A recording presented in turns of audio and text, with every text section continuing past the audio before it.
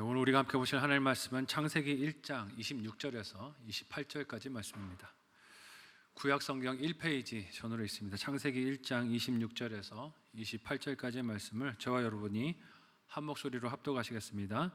하나님이 이르시되 우리의 형상을 따라 우리의 모양대로 우리가 사람을 만들고 그들로 바다의 물고기와 하늘의 새와 가축과 온 땅과 땅에 기는 모든 것을 다스리게 하자 하시고, 하나님이 자기 형상 곧 하나님의 형상대로 사람을 창조하시되 남자와 여자를 창조하시고, 하나님이 그들에게 복을 주시며 하나님이 그들에게 이르시되 생육하고 번성하여 땅에 충만하라. 땅을 정복하라. 바다의 물고기와 하늘의 새와 땅에 움직이는 모든 생물을 다스리라 하시니라. 아멘. 함께 읽은 오늘 본문의 말씀을 가지고 인생 존재 목적이라는 제목으로 같이 말씀 나누도록 하겠습니다. 지난 월요일에 아내와 근교에 외출을 다녀왔습니다.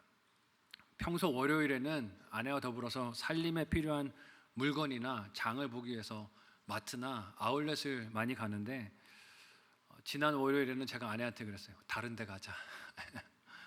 맨날 이렇게 실내 가가지고 뭐 필요한 거 사오고 그러지 말고 좀 다른 데 가자. 다른 일을 하고 싶었어요. 평소에 물질적인 필요를 채우기 위해 그 시간을 썼지만 이 정서적이고 관계적인 필요를 채울 필요가 있다는 생각이 들었기 때문입니다. 어떤 때는 그런 생각이 들어요. 필요한 물건 사오고 뭐 장 보고 이렇게 집에 오면 내가 기계인가? 뭔가를 생산하기 위해서 연료를 채우나? 뭐 이런 생각이 들기도 해요. 그런 존재가 아니라 창조주가 되시는 하나님, 그리고 다른 사람과의 만남과 교제를 통해 내 존재의 의미와 기쁨을 좀 누릴 필요가 있지 않겠습니까? 그래서 아내와 더불어서 좀 사람이 만든 갇힌 공간이 아니라 탁 트인 데 나가서 좀 숨통 좀 튀고 오자. 그래서 나가자고 그랬어요. 근데 그래봐야 또 딸을 어린이집에 보내니까 멀리도 못 갑니다. 딸이 돌아오기 전에 집에 와야 하니까 가까운 데 가서 이렇게 좀 이야기도 나누고 또 창조주 하나님 만드신 자연 만물도 보고 좀 숨을 쉬는 시간을 가지기로 했어요. 점심을 먹고 또 커피 타임을 가지고 딸이 어린이집에서 돌아오기 전에 좀 오자라고 해서 일찍 출발을 했는데, 그때까지는 좋았어요. 운전을 하고 집으로 오는데 갑자기 날씨가 급변합니다. 하늘이 시커매지는 거예요. 그래서 비가 올 것 같아 라고 했는데, 이제 내비게이션의 목적지를 집으로 찍고 돌아오는데 이게 그냥 비가 오는 정도가 아니고 쏟아붓기 시작하는 거예요. 까만 구름이 하늘을 덮더니 비가 억수같이 쏟아집니다. 양동이로 그냥 퍼붓듯이 비가 쏟아지니 아무리 빨리 와이퍼 속도를 해도 앞이 보이지가 않는 거예요. 자연 속에서 하나님을 만나고 싶다라고 했는데 저는 무슨 하나님만 생각했을까요? 이렇게 좀 넓은 데서 여유롭고 평화롭고 사랑 충만한 하나님만 생각했는데, 비가 쏟아지니까 하나님이 이렇게 무서운 분도 되시지 하는 생각이 들었어요. 옆에 큰 차가 지나가면 도로에서 물이 튀어서 차 이렇게 유리 앞으로 튀니까 앞이 하나도 보이질 않습니다. 멀지도 않고 30분 정도 걸리는 거리였는데 돌아오는 차 안에서 아내와 더불어서 연발을 합니다. 무슨 말을 연발했을까요? 주여, 오 마이 갓, 주여, 어떻게 하면 좋냐고. 운전을 하는데 그렇게 무서울 수가 없는 거예요. 왜 그렇게 저와 아내가 호들갑을 떨었을까, 두려워했을까 생각을 해봅니다. 비 때문에 일단은 제가 있는 위치가 어딘지 확인이 잘 안 되고 또 어디로 가는지도 눈앞에 잘 보이지 않는 것이 두려움의 이유였던 것 같아요. 이를 우리의 인생 여정으로 빗대어 생각해 보면 어떨까요? 우리가 언제 두렵고 무섭습니까? 물론 당장 어렵고 힘든 일들이 찾아왔을 때 그런 것들이 무섭고 두렵지만, 사실 그런 일들을 만났을 때 그런 일들 속에서 내 삶이 지금 어디에 있는지, 내가 어디로 가고 있는 것인지 확인이 안 될 때가 아니겠습니까? 우리 청년들이 하는 말로 이런 거예요. 나는 누구고 여기는 어디인가? 모르겠다는 것이죠. 혹시 오늘 그런 폭우 속에 계신 성도 여러분들이 계시지는 않습니까? 내가 어디에서 왔는지, 지금 어디에 있는지, 어디를 향해서 가고 있는지, 쏟아지는 장대비와 같은 어려움과 문제들 속에서 혼란스러워서 마음이 두렵고 떨리실 수 있습니다. 이럴 때 우리는 무엇을 보아야 할까요? 쏟아지는 폭우와 그 속에서 두려워 떨고 있는 나를 보면 더 큰 걱정과 염려가 밀려듭니다. 그때 우리가 시선을 고정해야 할 것은 우리들을 창조하신 창조주 하나님과 그 하나님께서 우리를 존재하게 하신 목적과 뜻인 줄 믿습니다. 나를 보는 게 아니라 나를 빚으신 하나님, 창조주를 볼 필요가 있다는 것이에요. 이는 마치 쏟아지는 빗줄기 속에서 떨리는 마음과 시선을 목적지를 안내하는 내비게이션에 고정하는 것과 같습니다.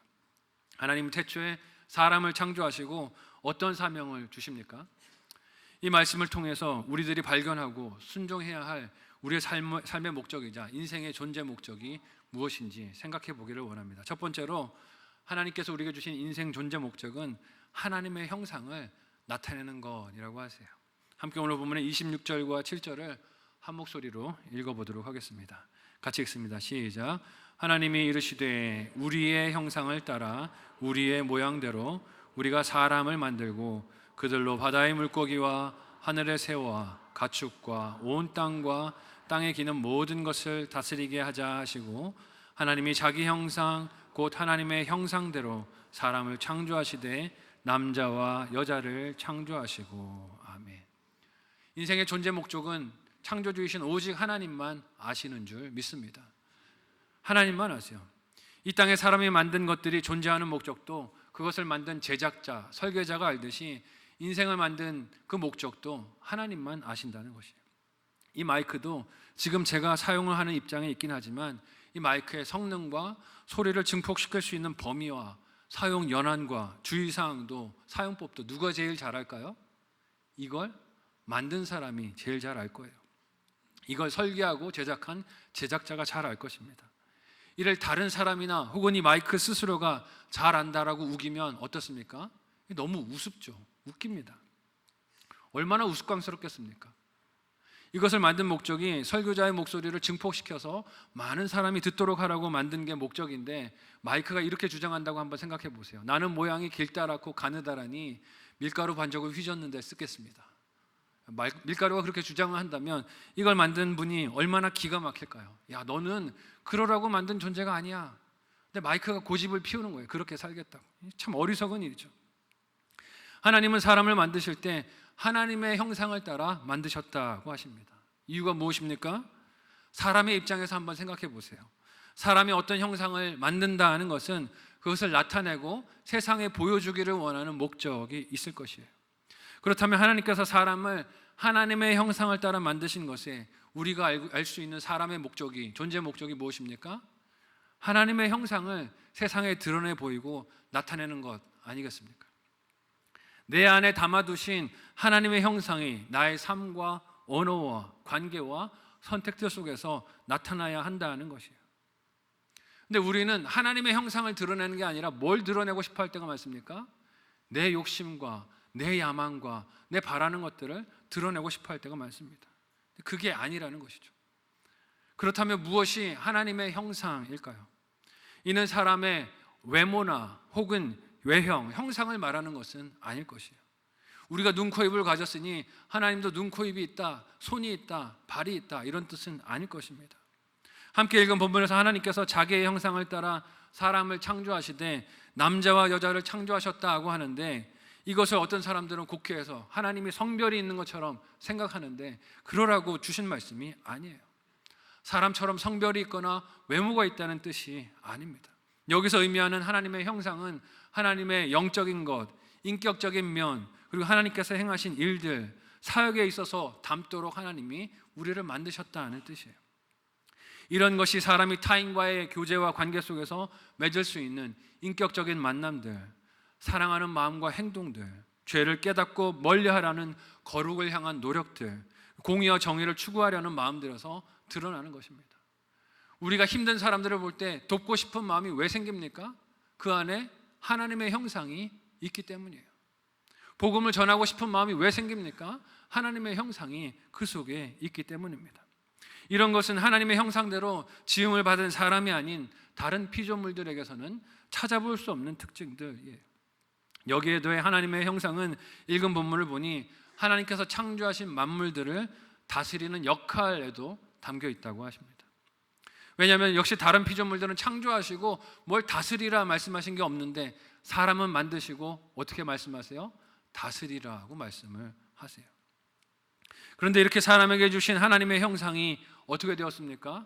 사람이 지은 죄로 인해서 깨어지고 말았습니다. 그래서 하나님을 닮은 성품과 관계와 일들을 나타내고 보여야 할 인생이 어떻게 되었어요?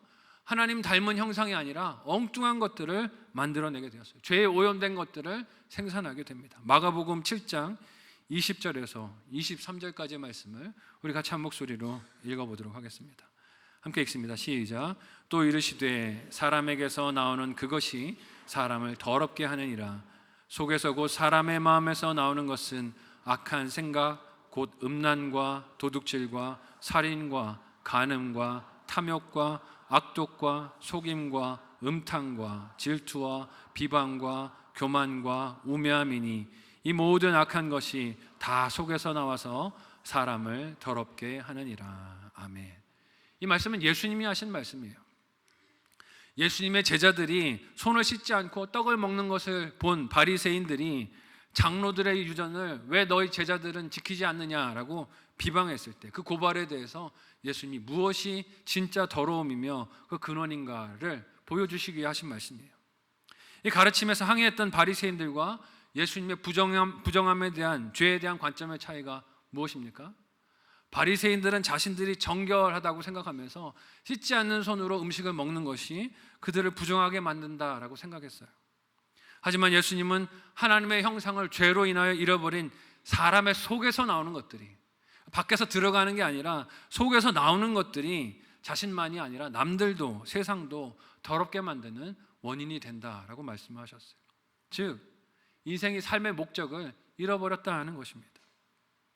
하나님의 형상을 세상에 드러내도록 하나님이 창조하셨지만 그 일은 하지 않고 죄를 마음에 품고 드러내고 행하는 반역을 일삼는 반역자의 인생이 되었다는 것이에요. 그러니 쏟아지는 빛 속에서 길을 잃어버린 것처럼 두려움과 염려에 붙들려서 방황하는 것입니다. 그래서 하나님이 보내신 분이 누구십니까? 한번 따라해 보시겠습니다. 우리 주 예수 그리스도. 믿으시기 바랍니다. 네. 방황하지 말라고 예수님을 보내주셨어요. 잃어버린 하나님의 형상을 회복하며 그 부르신 뜻대로 살게 하시려고 하나님의 아들 독생자를 우리에게 보내주신 것입니다. 그래서 예수님은 성부 하나님을 보여달라고 요구했던 제자 빌립에게 이렇게 말씀을 하세요. 요한복음 14장 8절에서 11절까지의 말씀을 우리 같이 한 목소리로 읽어보도록 하겠습니다. 같이 읽습니다. 시작. 빌립이 이르되 주여 아버지를 우리에게 보여주옵소서. 그리하면 족하겠나이다. 예수께서 이르시되 빌립아 내가 이렇게 오래 너희와 함께 있으되 네가 나를 알지 못하느냐?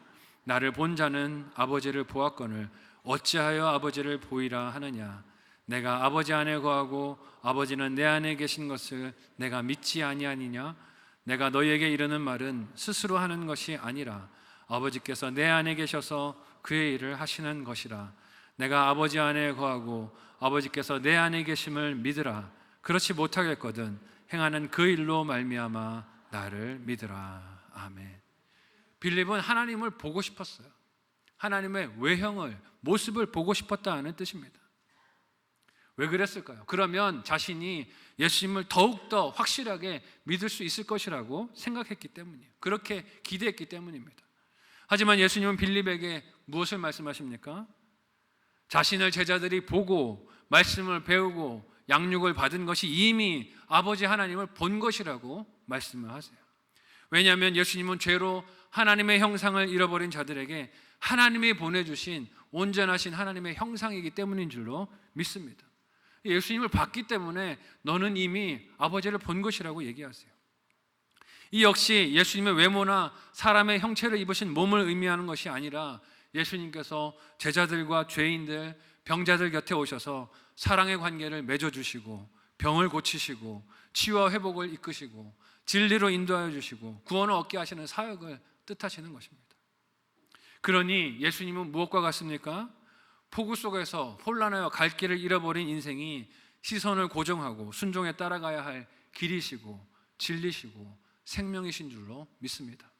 요한복음 14장 6절의 말씀을 우리 같이 한 목소리로 읽어보도록 하겠습니다. 같이 읽습니다. 시작. 예수께서 이르시되 내가 곧 길이요 진리요 생명이니 나로 말미암지 않고는 아버지께로 올 자가 없느니라. 아멘. 예수님이 우리 인생의 내비게이션이 되시는 줄 믿으시기 바랍니다. 방황하지 말라는 것이요. 이처럼 하나님 우리 삶을 통하여서 하나님의 형상을 세상에 드러내 보여주시기를 원하십니다. 이를 잘 알아보고 따르게 하시려고 예수님을, 독생자를 보내시며 그의 발자취를 따르는 제자의 길을 걸어가라고 우리를 초대하셨어요. 쏟아지는 빗줄기 같이 가야 할 길을 보이지 않게 가로막는 시험과 고난과 죄의 유혹과 두려움들이 늘상 우리의 삶을 찾아오지만 예수님으로 보이신 하나님의 형상을 주목하여 따르며 인생의 존재 목적을 이루어 살아가는 저와 여러분 모두가 되시기를 예수님의 이름으로 간절히 소원하고 축복합니다. 우리의 삶이 폭우 속에 있는 내 차 같아서 너무 두렵고 어려울 수 있어요. 하지만 인생 내비게이션 예수님을 바라보고 따라가면 결코 길을 잃지 않습니다. 한번 생각하고 적용해 보시기를 바랍니다. 첫 번째 묵상 적용 질문을 드립니다. 첫 번째는요, 나의 삶은 하나님의 형상을 나타내십니까? 나의 삶은 하나님의 형상을 나타내고 있습니까? 닮으려는 다른 존재는 무엇입니까? 생각해 보시면 좋겠어요. 하나님을 닮은 모습을 세상에 드러내야 되는데 하나님이 아니라 내가 닮으려고 하는 세상에 유명인은 없는지, 부자는 없는지, 내 가족 중에 유능한 사람은 없는지, 우리 자녀들에게 저 사람을 닮으라고 다그치는 사람은 없는지 돌아봤으면 좋겠습니다. 두 번째로 인생의 존재 목적은 하나님의 통치를 이 땅에 실현하는 것이라고 말씀을 하세요. 하나님은 자신의 형상을 따라 인생을 만들어 세상에 있게 하시고 그들이 하나님이 만드신 피조 세계를 다스리라는 사명을 갖도록 인도하십니다. 이유가 무엇일까요? 하나님은 이 세상을 창조하시고 그저 멀리서 구경하시고 관망하시는 분이 아니시기 때문이에요. 하나님의 섭리로 세상을 돌보시고 경영하는 분이 하나님이시기 때문입니다. 하나님은 그 영광스러운 사역에 사람의 인생이 참여하고 섬길 수 있는 기회를 주시려는 거예요. 그래서 통치하고 다스리라고 하십니다. 인생의 목적이 하나님의 형상을 세상 곳곳에 나타내는 것이기에 하나님이 다스리는 통치를 순종하고 실행하는 것도 그 하나님의 형상을 드러내는 일이 된다는 것이에요. 그래서 하나님이 창조하신 사람에게 어떤 일을 사명으로 주십니까? 함께 오늘 본문의 28절을 한 목소리로 읽어보도록 하겠습니다. 같이 읽습니다. 시작. 하나님이 그들에게 복을 주시며 하나님이 그들에게 이르시되 생육하고 번성하여 땅에 충만하라. 땅을 정복하라. 바다의 물고기와 하늘의 새와 땅에 움직이는 모든 생물을 다스리라 하시니라. 아멘. 하나님이 사람을 만드시고 복을 주시며 더불어 주신 명령이 세 가지로 나옵니다. 충만하고 정복하고 다스리라는 것이에요. 근데 여기서 주목할 것이 인생의 목적이 하나님이 주신 이 명령이기도 하지만 거기에 복이 담겨 있다는 것입니다. 그러므로 이 명령들은 억지로 해야 하는 숙제나 작업 지시로 들을 것이 아니라 이 명령들을 순종하고 따라갈 때 하나님이 주시는 기쁨, 누릴 기쁨, 복을 기대해야 할 줄로 믿습니다. 그렇게 복과 명령으로 주신 사명이 무엇입니까? 먼저는 땅에 생육하고 번성하여 충만하라고 하세요. 왜 충만하라고 하실까요? 하나님이 주신 세계가 하나님의 형상으로 가득하기를 하나님이 기대하고 소원하시기 때문인 줄로 믿습니다. 하나님의 형상으로 이 땅에 가득 차게 하라는 것이에요. 창조주 하나님의 성품을 담고 삼위일체 하나님 속에서 이루어지시는 그 사랑의 관계를 닮아서 사랑으로 서로가 성도가 하나 된 관계를 이루고 창조 사역으로 세상을 아름답게 조화롭게 경영해 가시는 하나님의 뜻을 따라 그렇게 하나님의 일하심을 닮은 사람들이 이 세상에 충만하기를 하나님은 원하신다는 것이에요. 이런 하나님의 뜻에 순종하는 것이 무엇이겠습니까? 결혼이고 자녀를 낳아서 양육하는 일 아니겠어요? 하나님이 담아주신 복이 있고 하나님이 담아주신 사명이 그 안에 있다는 것입니다. 그런데 이 세상은 어떻습니까? 세상은 이것을 경제적인 부담으로 보게 만듭니다. 육체적인 수고와 고됨과 노동으로 보게 만들어요. 개인의 선택과 결정인 것처럼 이야기를 하며 쉬쉬합니다. 그렇게 바라보지만 이것은 원래 결혼과 자녀 출산, 양육의 본래 뜻과 그 속에 담아두신 하나님의 복과 사명을 잊어버린 관점이에요. 그러니 이를 바라보는 이 시대의 젊은이들의 시선이 어떻습니까? 사람들의 시선이 어떻습니까? 시야가 흐려졌어요. 결혼을 바라보고 자녀를 출산하고 양육하는 그것을 바라보는 젊은이들의 시선이 두려움으로, 걱정으로, 염려로 가득합니다. 마치 시야가 흐린 차를 운전하는 것 같아서 두려움과 걱정이 많아요. 그 길을 가지를 못합니다. 그러나 결혼과 자녀 양육은 복이며 하나님께서 주신 사명을 이루는 영광인 줄 믿으시기를 바랍니다.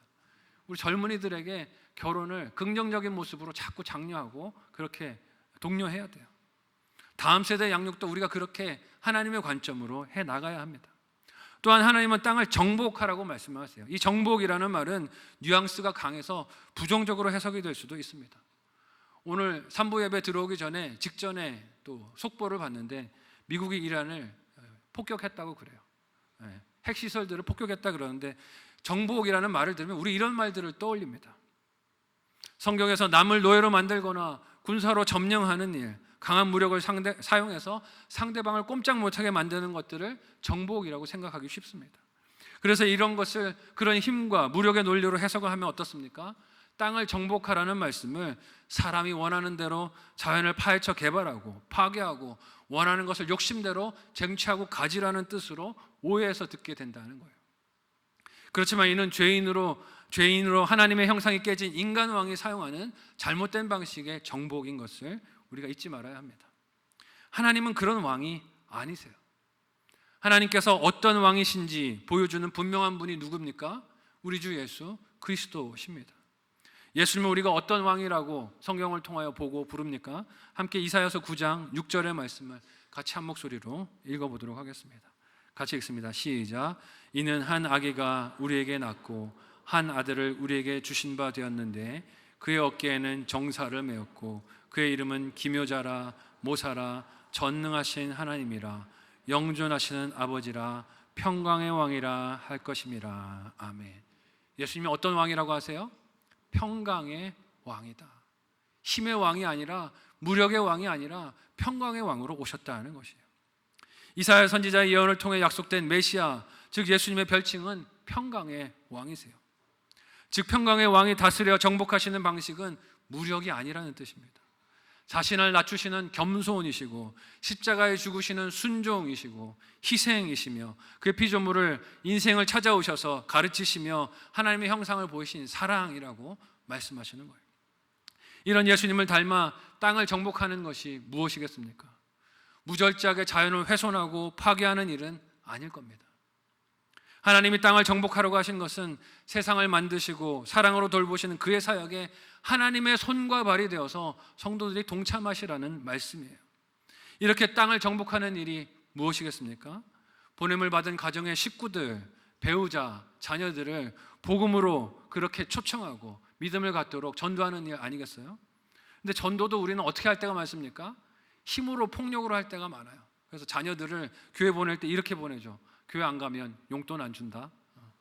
엄마 아빠가 힘으로 교회로 그렇게 그걸 믿음이라고 생각할 때가 많은데 그렇게 믿는 게 믿음이 아니겠죠. 물론 그런 방법을 쓸 수도 있겠지만 궁극적으로 담겨야 하는 것은 사랑이고 겸손이고 낮춤이고 맞춰줌이 있어야 한다는 것이에요. 가정의 식구들이 복음을 받아들이도록 예수를 믿는 길을 가도록 복음을 전하기 위해서 나를 낮추고 희생하고 섬기는 길을 가는 것이 땅을 정복하는 모습 아니겠습니까? 자녀를 말씀과 기도로 양육하고 부부도 그렇게 하나님이 이루게 하신 한 몸을 이루어 믿음의 길을 함께 걸어가도록 힘쓰는 것이 땅을 정복하는 모습일 것입니다. 밖으로는 내가 속한 직장과 혹은 이웃 공동체 속에서 죄로 일그러진 탐욕과 욕심과 야망이 아니라 하나님이 뜻하신 목적과 방법을 따라 일하고 관계를 맺는 것이 땅을 정복하는 모습일 것이에요. 왜냐하면 그런 일이 하나님의 형상을 세상의 구석구석에 보여주고 경험하게 되는 사역이 될 것이기 때문입니다.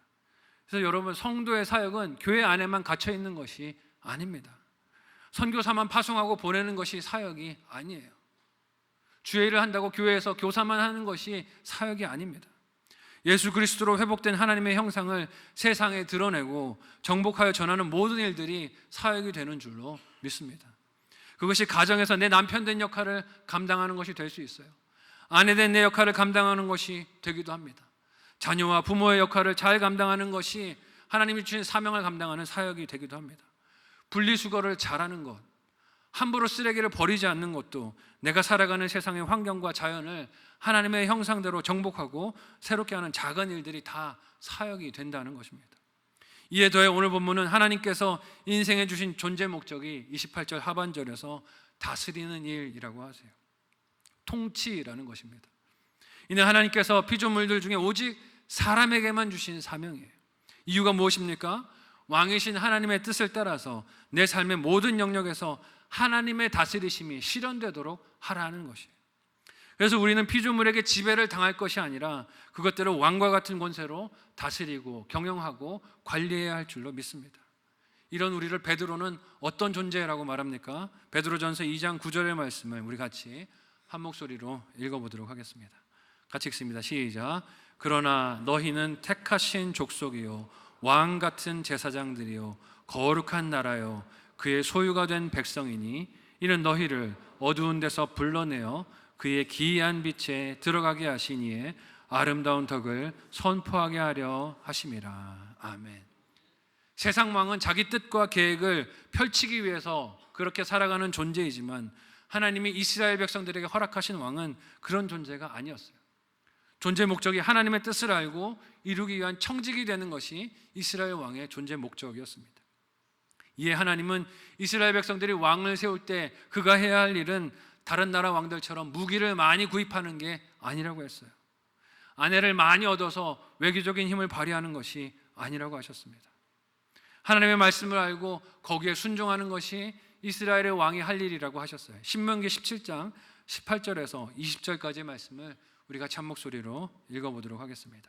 같이 읽습니다. 시작. 그가 왕 위에 오르거든 이 율법서의 등사본을 레위 사람 제사장 앞에서 책에 기록하여 평생에 자기 옆에 두고 읽어 그의 하나님 여호와 경외하기를 배우며 이 율법의 모든 말과 이 규례를 지켜 행할 것이라.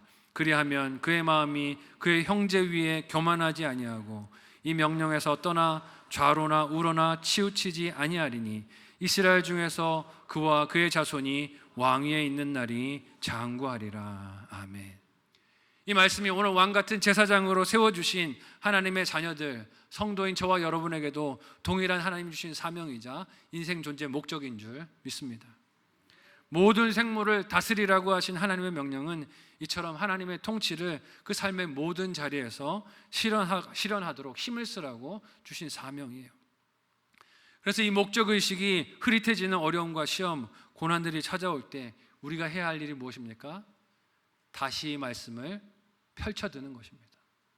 그리고 하나님의 말씀이 나를 어디로 가라 하시는지, 내가 지금 어디에 있다고 하시는지, 내가 어디에서 왔는지를 다시 확인하고 점검하는 것이에요. 하나님의 통치가 어떻게 내 삶에서 이루어져야 할 것인지를 이 말씀을 통해서 듣고 깨닫고 순종하는 적용이 우리의 삶에 있어야 한다는 것입니다. 예수님께서도 그런 순종으로 십자가를 피하도록 유혹하는 시험들을, 도전들을 이기셨던 것을 기억합니다. 마귀가 어떻게 시험했습니까? 베드로의 입을 통해서 시험했어요. 그리 마옵소서, 십자가 지는 일 주님께 결코 일어나지 않겠습니다. 그러나 주님은 하나님의 말씀으로 이를 분별하시고 싸워 이기셨어요. 십자가에 달리셨을 때 사람들이 그 십자가에서 내려와 보라고 조롱했을 때도 주님은 하나님의 말씀을 기억함으로 그 사역을 감당하셨습니다. 그렇게 우리가 다스려야 할 것이 오늘 말씀의 모든 생물과 물질이자 시간도 된다라고 하세요. 이것을 잊고 주객이 뒤바뀌어서 우리가 끌려다니면 어떻게 되겠습니까? 물질과 시간에 지배를 당하고 사는 것이에요. 폭우 속에서 가야 할 길을 잃어버리고 목적한 방향을 잃어버리고 두려워하며 염려하며 근심 속에 휩싸이게 되는 것입니다. 하나님께서 주신 명령이자 복이자 말씀을 따라 충만하고 정복하고 다스리는 존재 목적을 충실하게 이행하는 저와 여러분 모두가 되시기를 예수님의 이름으로 간절히 소원하고 축복합니다. 이 일에서 피조물들에게 지배당하는 어리석은 선택을 하지 않는 저와 여러분이 되었으면 좋겠어요. 다스리라고 우리에게 주신 것이지 끌려다니라고 우리에게 주신 것들이 아닙니다. 마지막으로 생각하고 적용해 보시기를 바랍니다. 마지막 묵상 적용 질문을 드립니다. 첫 번째는요, 하나님의 통치를 잘 받고 계십니까? 하나님의 통치를 잘 받고 계십니까? 말씀을 언제 읽고 들으며 묵상하고 계십니까? 말씀을 읽지도 듣지도 묵상하지도 않는데 바른 길을 갈 것이라고 생각하는 것은 착각이고 교만입니다. 두 번째로, 하나님 뜻대로 다스려야 할 내 삶 속 피조물들은 무엇입니까? 하나님 뜻대로 다스리고 통치해야 할 내 삶 속의 피조물들은 무엇입니까? 나는 시간과 돈을 어떻게 쓰고 관리하고 있습니까? 생각해 보시면 좋겠습니다. 믿음의 길을 가는 우리의 여정에 쏟아지는 세상 가치의 폭우들이 있습니다. 그래서 우리의 존재 목적을 흐리는 위협과 시험들이 시시때때로 찾아옵니다. 잘 가고 있다고 생각을 했는데 내 옆에서 갑자기 잘 되는 사람이 떵떵거리고 자랑을 하면 내가 잘못 가고 있나? 두려운 마음이 확 밀려들기도 해요. 그래서 내 위치를 잃어버린 것 같고 가야 할 목적지를 놓친 것 같아 두려움이 엄습하기도 합니다. 그렇지만 하나님께서 사람을 만드시고 일러주신 존재 목적을 우리가 분명히 놓치지 않고 바라보고 걸어갈 때 우리는 다시 경로를 되찾고 올바른 길을 걸어가게 될 줄로 믿습니다. 그 분명한 길이자 진리자 생명은 오직 예수 그리스도밖에 없습니다. 그 주님께 시선을 두고 살아갈 때 우리는 오늘 말씀에서 하나님이 주시는 인간의 존재 목적, 그 사명을 이룰 수 있어요. 가는 곳마다 우리의 삶을 통해 하나님의 형상이 드러나게 될 것입니다. 가는 곳마다 우리의 삶을 통해 하나님의 통치가 실행되는 충만함과 정복함과 다스리는 역사가 일어나게 될 것이에요. 순종으로 이 경로를 이탈하지 않는 저와 여러분 모두가 되시기를 사랑하는 예수님의 이름으로 간절히 소원하고 축복합니다. 아멘. 말씀을 생각하며 이 시간에 합심하여 함께 기도하도록 하겠습니다. 하나님은 우리를 하나님의 형상대로 창조하시고 그 형상이 세상에 널리 퍼지며 하나님의 통치가 이 세상에서 이루어지기를 원하십니다. 혹 세상 염려와 걱정, 욕심의 폭우에 방향과 위치를 잃었다면 이 시간에 회개하고 하나님 앞에 부르짖어 다시 그 길을 회복하기를 원합니다. 오늘 말씀을 주목하며 다시 바른 길을 가는 저와 여러분이 되었으면 좋겠습니다.